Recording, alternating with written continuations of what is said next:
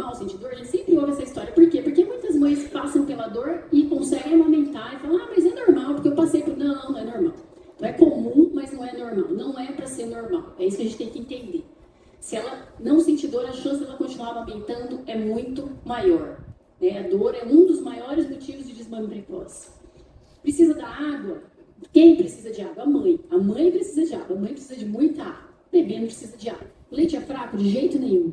Esse leite, ele é o leite materno, ele é espécie específico. Ele é específico para a espécie humana. E vai ser diferente do começo até o final da mamada. E vai ser diferente, a cor vai ser diferente, no decorrer do dia ele vai ser diferente, conforme a fase do bebê ele vai ser diferente. Então, o bebezinho, quando nasce, o leite é o colostro, depois transição, depois maduro. E se o bebê for prematuro, ele vai ter colostro por mais ou menos 6 semanas. A natureza é tão sábia que o colostro do bebê a termo é 7 dias, do bebê prematuro é 6 semanas, com mais anticorpo, mais gordura. Então, esse bebê precisa muito do colostro. E a natureza é sábia, porque essa mãe vai produzir colostro para o seu bebezinho prematuro. Olha que coisa interessante, né? Demais isso aí. Leite é pouco? Na maioria das vezes não. Esse aqui seria o estômagozinho do bebê. Primeiro dia de vida, tamanho de uma cereja, cabe de 5 a 7 ml no máximo. 5 ml. O que a gente cansa de ver por aí? Prescrição de fórmula para bebezinho que acabou de sair do hospital, 30 ml.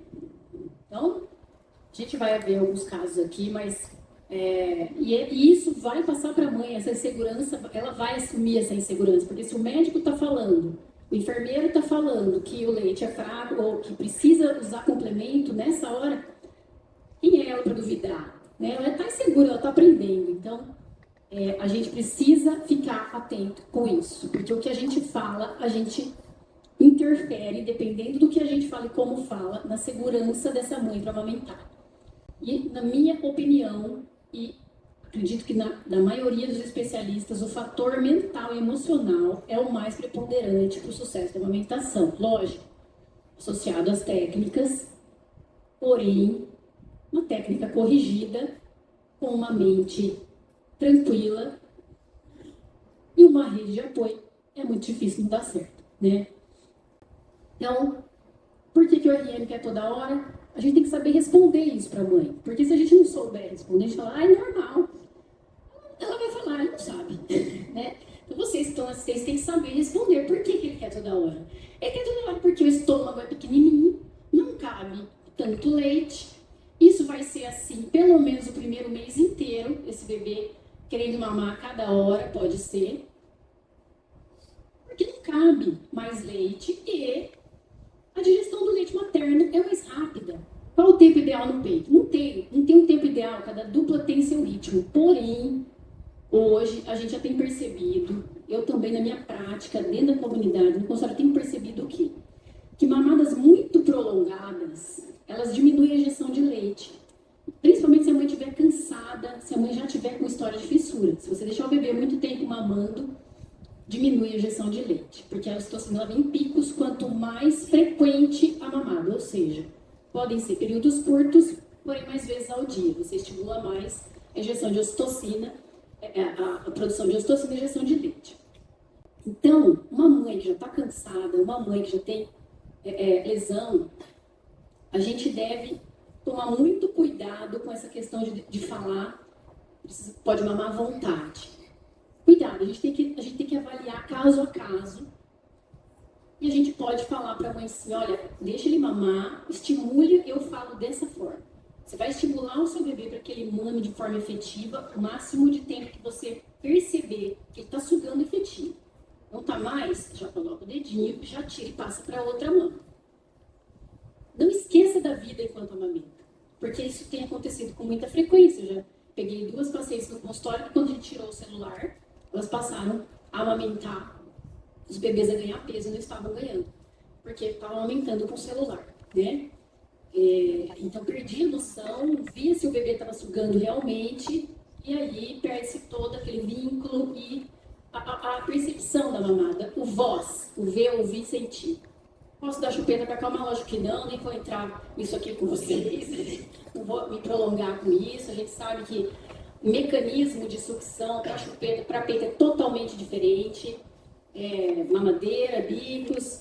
A mãe pode comer o que quiser? Então, assim, na verdade, aqui a pergunta seria, precisa haver uma exclusão de alimento da dieta da mãe?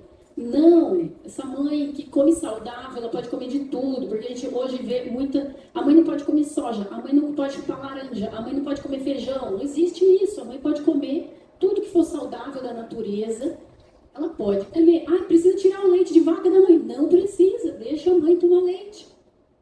Essa questão da suspensão do leite de vaca, ela tem que ser feita com muito cuidado. Quando você tem uma suspeita muito forte de alergia à proteína do leite de vaca, ela não pode ser feita à revelia e sem você ter um acompanhamento próximo dessa mãe, porque você tem que fazer o teste de provocação, o teste de exclusão, você tem que estar rechecando, reavaliando esse bebê, porque essa alergia, se realmente tiver, ela é transitória, ela vai melhorar, e a gente não pode deixar essa mãe eternamente sem tomar leite.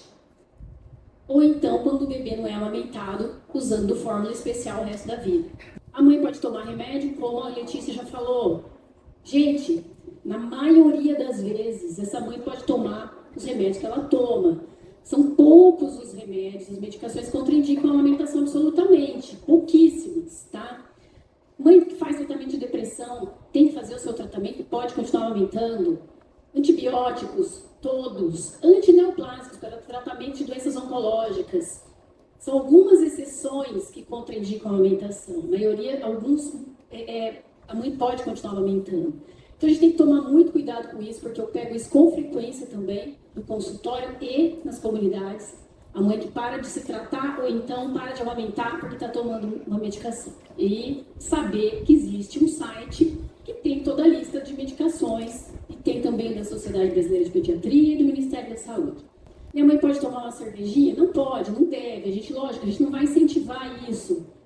O álcool passa para o leite, principalmente nos primeiros 6 meses, a gente se esforçar para que essa mãe amamente, que está amamentando, não ingira bebidas alcoólicas, mas a gente sabe que vão existir casos em que ela vai querer tomar a cervejinha dela e você precisa entender que, vamos lá, de forma prática, uma latinha de cerveja, em 2 horas, já foi metabolizada, já saiu, não está mais sendo eliminado pelo leite, não vai passar para o bebê. Então, aquela mulher que não faz uso crônico, que perguntou para você se pode tomar uma cerveja, uma no dia, e entre não amamentar e você orientar direito, a gente entender isso também é importante, porque faz parte da realidade das pessoas, né?